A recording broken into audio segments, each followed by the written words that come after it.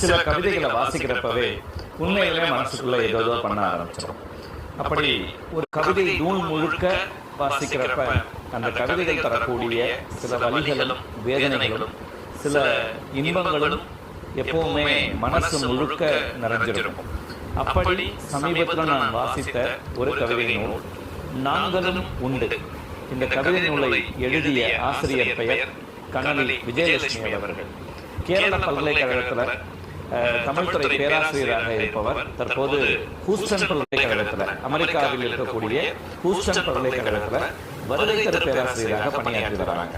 இந்த நாங்களும் உண்டு என்கிற இந்த தலைப்பில் எழுதப்பட்ட பல்வேறு கவிதைகள் நாட்டுப்புற சாயல் கொண்ட கவிதைகளாக இருக்கின்றன.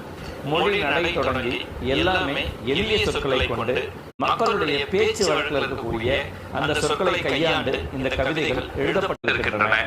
ரொம்ப